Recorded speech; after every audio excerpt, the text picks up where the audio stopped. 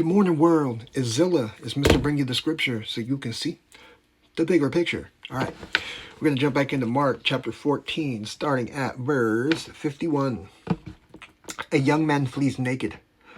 Now a certain young man followed him, having a linen cloth thrown around his head, or thrown around his naked body. And the young men laid hold of him, and they left the linen cloth and fled from the naked. Let's read what the Bible has into what we just read. A certain young man. There is speculation, and it is probably correct, that Mark inserted this little story because it was about him personally.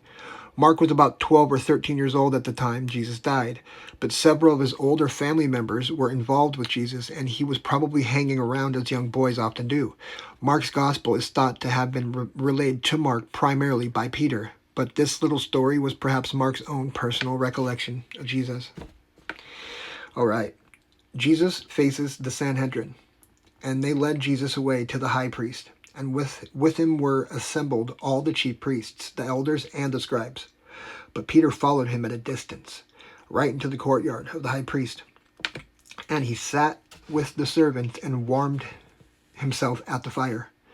Now the chief priests and all the council sought testimony against Jesus to put him to death, but found none. For many bore false witness against him, but their testimonies did not agree.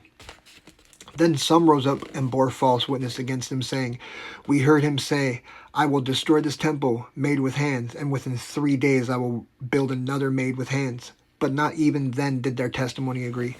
And the high priest stood up in the midst and asked Jesus, saying, Do you answer nothing? What is it these men testify against you?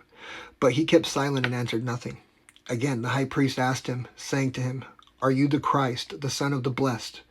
Jesus said, I am. And you will see the Son of Man sitting at the right hand of the power and coming with the clouds of heaven. Then the high priest tore his clothes and said, What further do we have of witnesses? You have heard the blasphemy. What do you think? And they all condemned him to be deserving of death. Then some began to spit on him and blindfold him, and to beat him, and to say to him, Prophesy. And the officers struck him with the palms of their hands. Don't like that. Love you, Jesus. Thank you, Jesus. If this blessed you in any way, press the buttons. And if you want the rest of the chapter, just hop into profile after. I love you guys. We'll be back next time, right on time, to renew our minds on time.